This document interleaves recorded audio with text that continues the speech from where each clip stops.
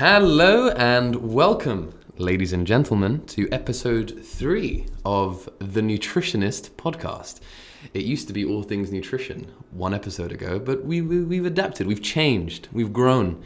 And I'd like to introduce everyone to our first external guest, Sara Strout. Sara, please, by all means, the floor is yours. Please introduce yourself. Thank you for having me. This is actually my first podcast. Wow. So bear with me. So yes, my name is Sara. I am a registered dietitian in the States. As you can hear from my accent, I'm not from the UK. And I am... It was a Liverpool accent. No, believe it or not. And I am a nutritionist in the UK. And so, but currently I am working as a research assistant in nutrition at the London School of Hygiene and Tropical Medicine. So kind of a range of things that I've done.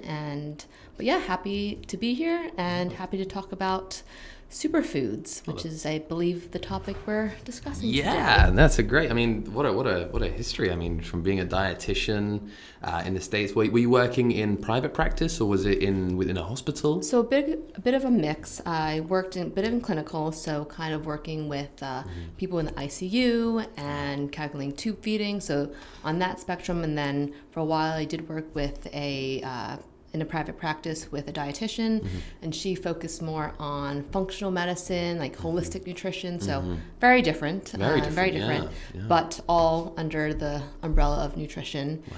And yeah, and dietitians all around, because they're from different sectors and different fields, they have also different opinions. And so this is why this topic is quite interesting, because I think some dietitians really promote them and some think that they're bogus. Well, I mean, I will definitely sit in the latter camp, and I think the audience here knows about my kind of critique of how we, or a lot of nutritionists, a lot of those kind of leading the science, talk about it and lead it today. I mean, superfoods is a very, very fascinating topic, isn't it? I think it's one of those ones where often you hear so many claims being made about certain foods. I remember when I was 16, quinoa was the hottest thing, hotter than hotcakes. You know, it was pretty damn hot, you know. And I never really got it. I never really understood what the hype was about. And the term actually came from during World War I as more of a marketing strategy. I think they were trying to promote bananas. Bananas? I mean, they're healthy. They're great, yeah. If you want to consider them a superfood, I like them. I have them. Do you know what? If I was ever to consider a food super, I think bananas really fall under that guise, because I think it's really quite dense calorically. They have great potassium. So vitamins, minerals, they keep you full. They're very versatile in terms of what you can put them in. Yeah. So, and I believe, if I'm correct, every banana is related to every other banana. Is that true? I think they're all genetically identical. They're literally. I'm not sure. Yeah. All I know is that apparently we've been opening, like when we peel them, we've been peeling them from the wrong side. Oh yeah, I've read that. I think a monkey actually peels it the other way. Yeah. But what makes you say that the monkey is right and we're wrong? I don't know. It's out for the debate. I think the audience can comment on that. And I think the big debate at the center are who got it right, the monkeys or us. I think the monkeys came before us. So I think they. Put it up to a debate. Okay. We'll let the audience decide. Okay. And so that. Defying evolution right now. Yeah, I'll add a poll at the end to really kind of weigh it up. So, on the topic of superfoods, I mean, you said earlier on that a lot of dietitians either are in the camp where they promote it as if it's, biblical scripture, and there are others who, have a sense of caution and trepidation around defining foods as super. But, obviously my question then is, I suppose, where does this notion that they are, obviously, as you mentioned, the history of it, but in today's society, I suppose, where does that fit in with all of it? Why is it so popular to suggest that a single food has the cure-all to all ailments? Because I think the term super, I think people, especially nowadays, they want this kind of quick-term fix, whether it be healthier, lose weight, gain weight, and I think these superfoods, normal foods are promoted to the superfood status when they have maybe a high density of nutrients, or they have certain properties, like they have antioxidants, or they contain certain vitamins and minerals that will promote health and promote longevity. And because everyone wants to be in that, like, they want to be healthy, but they don't know how, and they think superfoods, so to speak, are the ones that will get them there. Yeah. And what are some examples of some really big superfoods that are being kind of promoted today, would you say? Would you say avocado? Avocados, I think in the last episode, I think you guys mentioned avocados quite a bit. The secret cult of avocado. Exactly.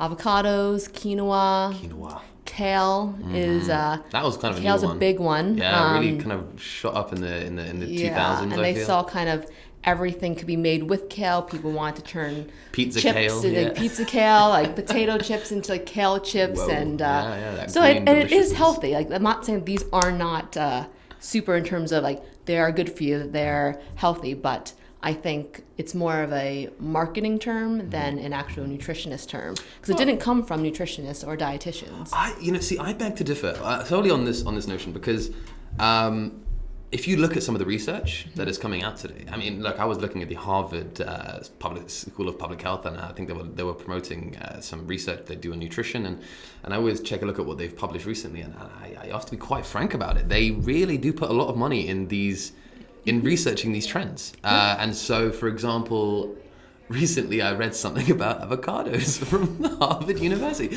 and I'm just sitting there thinking, yes, of course it's good for you. It's a good food.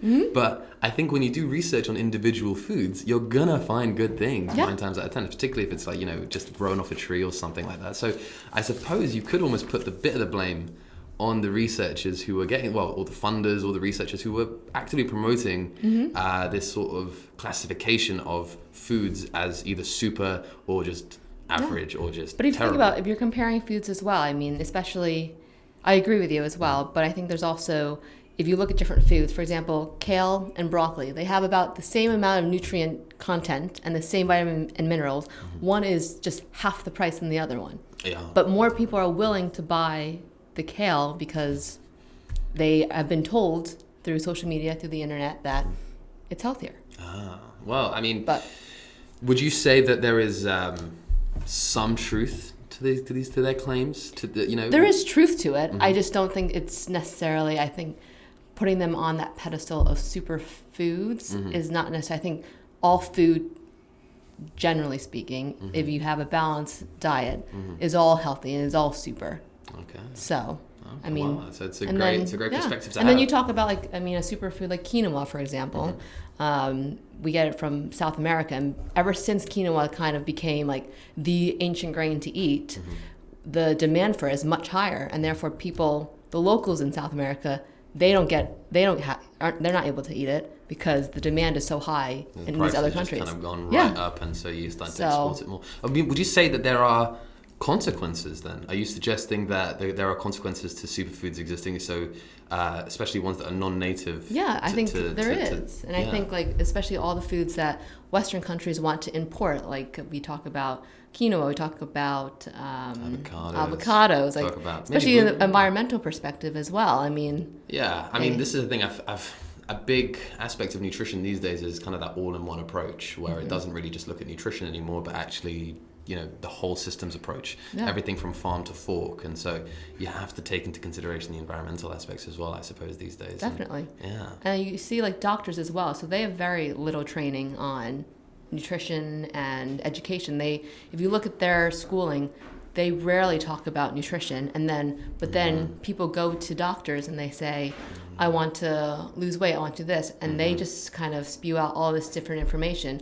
And they look at superfoods and they say, oh yeah, you can eat this, and then that'll help. You touch on a really, really good point, and the notion of doctors and how they kind of learnt the science of health.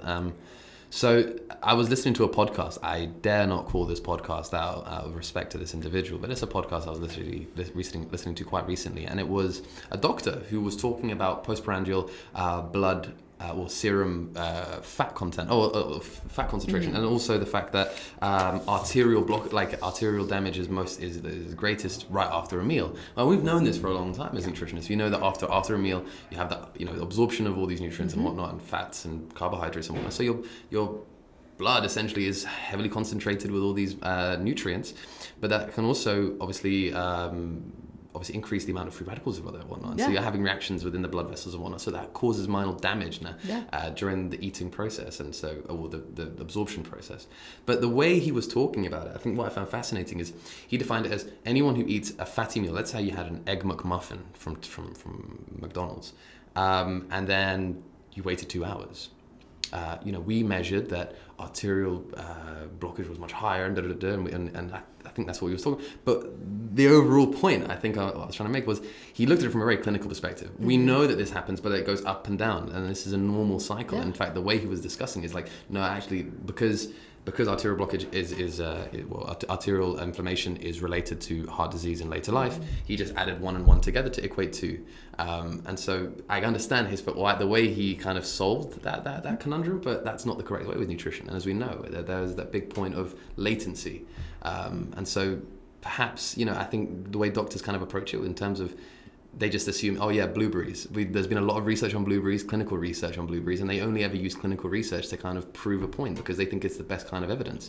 But, where do you stand in terms of this notion of clinical evidence on certain foods? And they're not wrong. I think the issue with, especially with the health professionals, is that we silo ourselves quite a bit. And so rather than the doctors and dietitians working together and discussing, because they see it from a very clinical point of view, and this is not all doctors, but they see everything more of a treatment than a prevention, And so dietitians, I think, yes, we do focus on the treatment. That's why a lot of people come to dietitians and nutritionists for weight loss or health promotion. But I think there's also a lot of dietitians out there who want to promote the whole notion of prevention before getting to that point.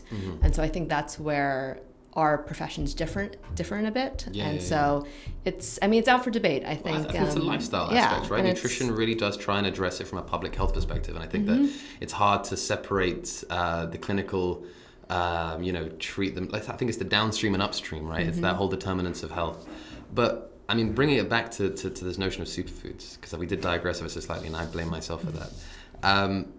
Would you promote any sort of superfood? Would that, does Sarah, like a specific you're food. A registered dietitian here. You've worked in the industry for X amount of years. You're now a researcher studying nutrition within a global health context. Well, it's very different. It's very different, but I think it would depend on. So, say I had a private practice, and if I'm doing meal planning, and if someone wants to lose weight, and it would really depend on the individual as well. I'd want to ask them you have to also think about their financial status and their socioeconomic status. Can they afford these superfoods? Do they have access to these superfoods? Yes, they are healthy, and yes, I would promote them if they had the access to it and the means to it. But if they're living in a very rural area where it takes them an hour and a half to get to the closest store that has fresh fruit and vegetables, why would I be promoting that? Well, my question is, how the hell are they seeing a nutritionist? It's true. It is true. But if their doctor referred them and say whatever it may be. So minus that part of it, beyond that, I don't know. I think superfoods, they're driving sales. And you see especially the cost of them in regular grocery stores, pretty normal. But then you see these kind of niche stores. Holland & Barrett isn't the greatest example because they're a whole different entity. A whole different category but you see these farmers markets and these kind of mom and pop stores that they have to increase the price because they've seen that superfoods are the ones that are being purchased. So then my question then is, let's take me for just an average individual who has no idea about nutrition. I want to be healthier. I want to eat good food, and I want to live a long and healthy life, and I wish to live until the ages of 80 plus, excluding any external factors that may influence that age determinant factor. Should I be eating superfoods, or can I maintain a very healthy life without ever including these exotic healthy foods? Like depends on which you think are superfoods. I think the ones that you see in the media, if you're talking about quinoa, kale, even a lot of chickpeas, for example, it's kind of been deemed as one of the superfoods, which I was always just assumed it was just a normal food. Like goji berries, like chia seeds, a lot of the seeds, they have been really heavily promoted. And Do I think that you can live a healthy life without them? Absolutely. Do I think you can live a healthy life without fruits and vegetables in general? No. But there are certain fruits and vegetables that have been promoted to superfoods based on their nutrient content. Okay. And so I think if you can incorporate them, and you can, if it's financially feasible, sure. But if not, I think there's plenty of other foods like apples, bananas. I mean, back years ago, they were promoted as a superfood. I think bananas now are they've actually been demonized more than they have. People would rather eat a protein bar than a banana. Because it's got more calories. The most calories, it has more it's the nutrients.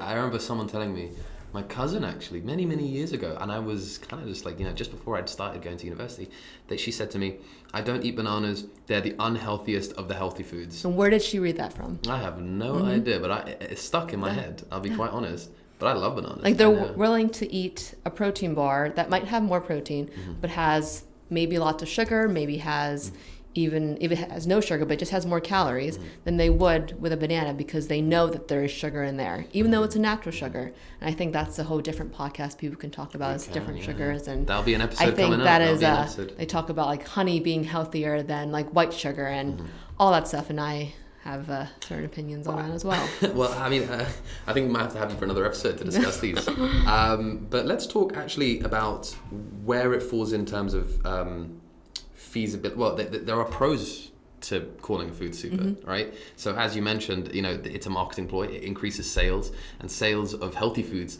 must be seen as a good thing, no? Yeah, sure. And especially people, for those who don't know what healthy is, I think if we're promoting those foods, it might not be a bad start to kind of introduce them to what good nutrition is. And so it's not bad. I don't think it's bad. I just think it's kind of, they've taken that term and kind of run with it. Yeah. So. Well, I think it's sometimes, I think, if we remember correctly, during our time at university, we learned a great deal about promotion of foods and increasing uptake, and the difficulty in increasing uptake of certain foods. And, how do you explain to a population, effectively that they need to consume more fruits and vegetables?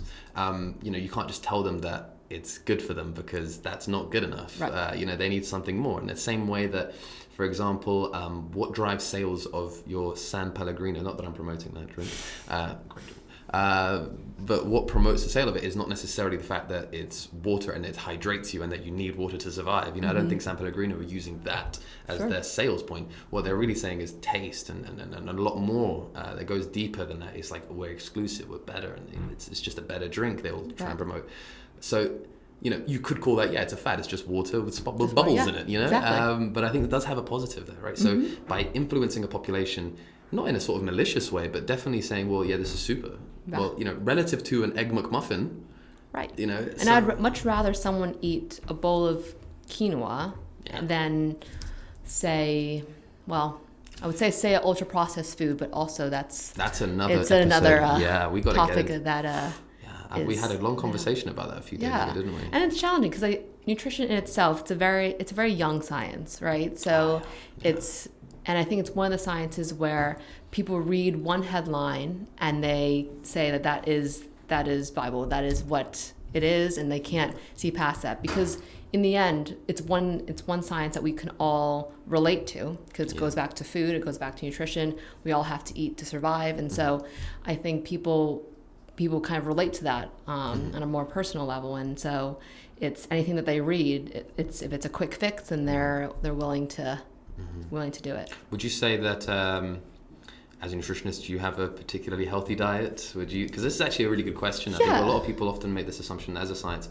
It's practice what you preach and whatnot. But would you define that your lifestyle is kind of is within that range as well of what they define as healthy? I do have a health. I mean, for the most part, I have a healthy diet. I try to incorporate the 5 a day if possible, and I try to cover a range of healthy fruits and vegetables. But you also could find me on like a Saturday at McDonald's as well. So it's like there is that balance you have to find. And I think there are a lot of dietitians and nutritionists, and that's where I was talking about kind of in the beginning, where there are some that really promote the food, the superfoods, and that they think that is the way to go.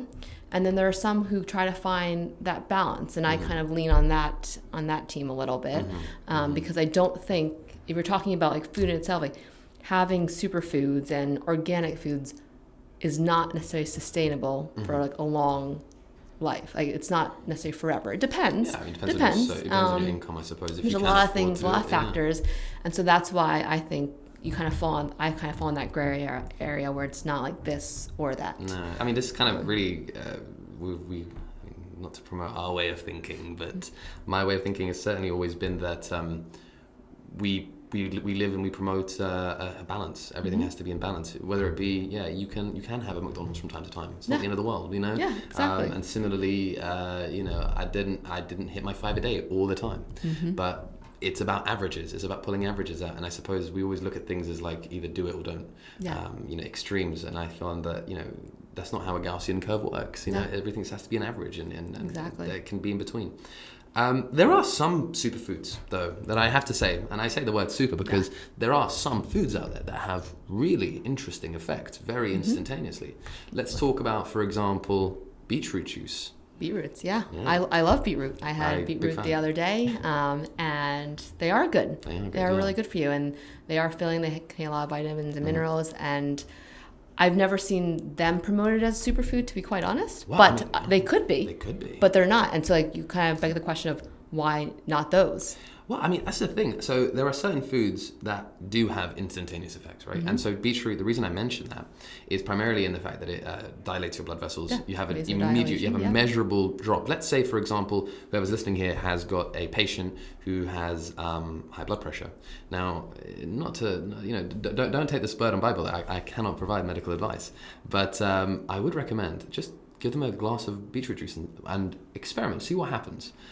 Measure their blood pressure again within 5 minutes. Something very interesting happens, and I don't think it's spoken about enough about the nitrates and the effects of like dilating blood pressure and reducing blood pressure through dilating your arteries. And so, in that sense, are there any other foods that you could probably point to that have these sorts of immediate effects? I really can't recall many others in the top of my head. I know blueberries. Blueberries are a big thing. Big thing. I always hear about blueberries. This really is the Bible of... Almonds. I think almonds have become a big thing.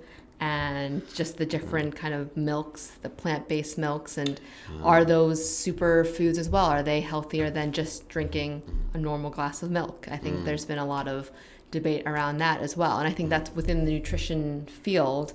I think a lot of people have different opinions on that, and so it's because everything that we're saying here is not necessarily true, but this is just kind of my point of view. Well, I mean, truth is a funny thing. It's one thing can be true, but it can also be true from a different angle and different perspective. And I suppose that's one of the first things we learned in our masters was that let's take, for example, you have a shape, and the shape is it's like a tube, like a cylinder. A cylinder. Yeah. My God, I don't know why I couldn't think of that word. So let's put that cylinder against something, and let's shine a light horizontally. Now, if I'm looking horizontally, I see a square, and that will, I will see a shadow of a square, and so I'm thinking to myself, well, that's a square. Yeah. Not a square, a rectangle. And if I'm looking at it vertically, from a vertical perspective, where the cylinder has its circle shape right there, and if I shine a light, then I'm going to see a circle be a shadow, like the shadow of a circle. So, dependent on the perspective that I'm looking at, both are true. Both provide part of the answer. So, I suppose if you could summarize then, superfoods, are they a fad, or do they have a place in the 21st century? I think they're always going to have a place. I think they're here to stay. I think there are benefits to it. What I worry about is that people will read what superfoods are, they'll see which foods are superfoods, and they'll kind of narrow themselves just eating those specific foods, forgetting that there's a lot of other foods that are just as healthy, maybe more cost effective, and just as good. And so that's my one worry. I'm not trying to demonize superfoods. I just think there's a little bit of too much hype around them at the moment.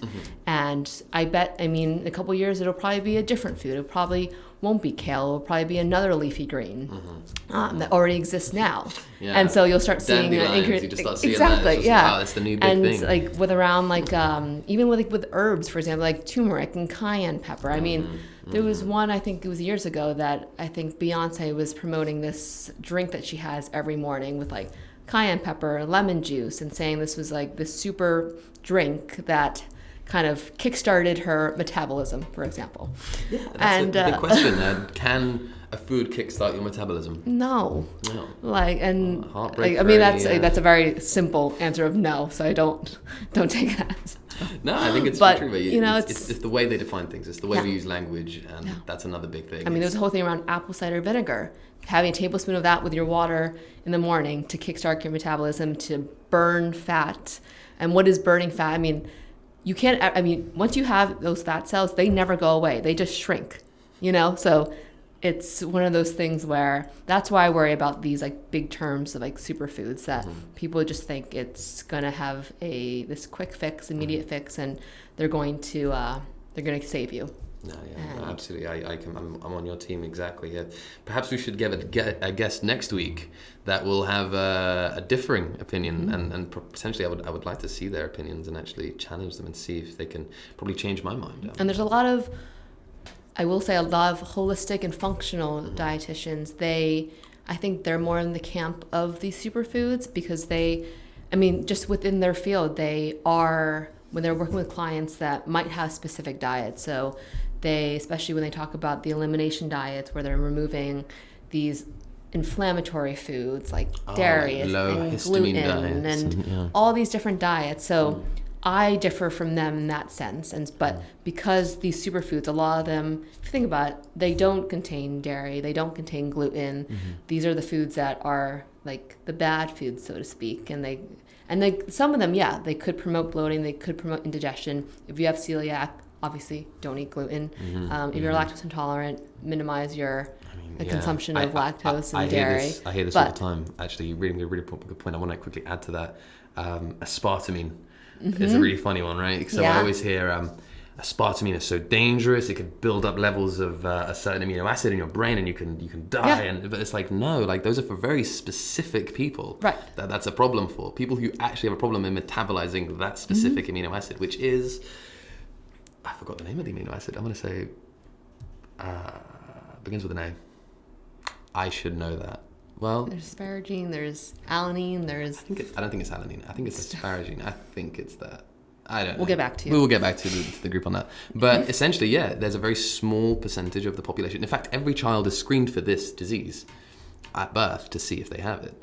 And so essentially aspartamine, which is a sweetener, an artificial sweetener, I have no issue with it.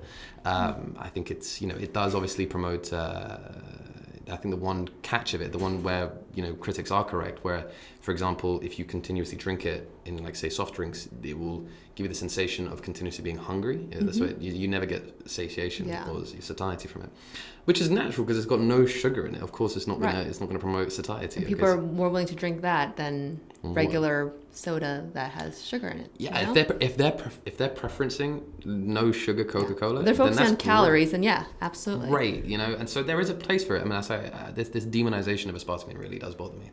Although its discovery was pretty controversial. I mean, I don't know if it was aspartame or another one. I think it's aspartame. But please, audience, correct me if I'm wrong. There is one sweetener that was developed within Germany. I think Germany. I would always expect the weird, wacky stuff to be developed in Germany. It's essentially, it goes a bit like this: that there was a scientist who was trying to create. I'm really gonna affect a lot of people when I say this. He was trying to develop a rat poison. And I'm not joking here. This is a genuine story. I think he spills a little bit of this new concoction which he had developed, and he decided, because as all early 1900 scientists would, to just taste it. I'm making rat poison, might as well try it. So he tastes it, and it's ridiculously sweet. And so is born a sweetener. I don't know if that was aspartame or another one, but I definitely know it's a widely used sweetener today. Okay. So there you go, story for the ages for you to remember. But that doesn't mean, just because he was trying to make rat poison, doesn't mean that the aspartame that he created, or whatever sweetener he made, is rat poison. It is a sweetener. We've tested it a million times. It's 200x times sweeter than glucose, but without all the negative effects of it. So that's great. So I'll take that over a sugary beverage any day of the week. Sure. Yeah. I mean, water may be the best way to go, but water's a way to go, but can't do that all the time. Can't do it all the time. No. Sometimes it just tastes so bland. We don't live in those in that generation anymore. But that's where the San Pellegrino, this is a bit of the bubbles. Yeah, it's the bubbles. It's just that. Yeah. Are there any nutrition in bubbles, would you say? No, just makes you full. There you go. Oh, there you go. Adds a gas. So it does have a benefit. I'll take it. But it drives sales, you know. There you go. And it's in a nice bottle, so. And they also have a great recycling motto, I believe. I think if you give that bottle back in Finland, you get 25 cents back. Well, it cost me a lot to go to Finland to recycle that one single bottle, but that's good to know.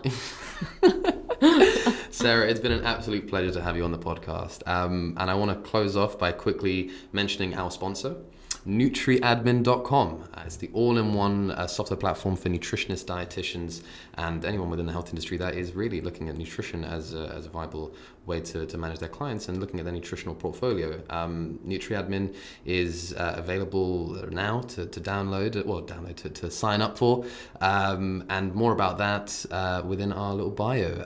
Obviously, as well as that, we also have a current promo. If you sign up with the promo code podcast50, you get, I believe, 50% off for the first 2 months of your subscription. So do check it out. It really is one hell of a piece of software. I mean, it is. If I was, exposed to this software during my time at university, I think I would probably be stuck to it now for good. Well, I am stuck to it now for good, but I use it often now for my clients when I manage their nutrition and I send them their diet plans and whatnot. But yeah, that's NutriAdmin. Check them out. Sara, I want to quickly finish off. We're asking you a simple little question. Sure. You're on a desert island. I'm going to ask to all my guests. You're on a desert island. You're allowed 3 foods. Okay? Now, I've been on topic of superfoods, so I wonder what you're going to choose on this. So you have 3 foods to choose from. What are they? First question. Only foods? No other drink? Let's include food and liquids. Okay. Let's do, liquid-wise, coconut water.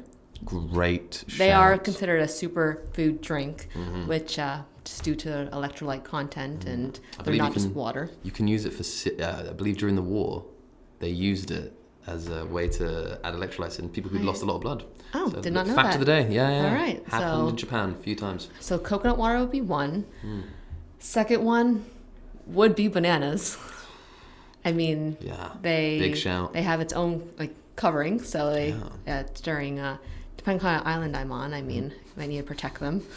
You have a refrigerator in the island. I'll say that much. I do. Yeah. Really? It's bananas, you don't even need to refrigerate. So I don't need them. Okay, all right. Well, I can take the refrigerator away. So coconut water, bananas, and probably I'm gonna say peanut butter. Ooh, because those two could go together. You can eat it by itself. It's calorie dense. Still good for you. And it's just simply I like it. What a great shout, honestly. Sara, thank you so much for coming onto this podcast. Thank you for having me. No, my pleasure. Hope to be on again. Yeah. We'll talk about different topics. That'll be awesome. So, thank you guys, and we shall see you next week.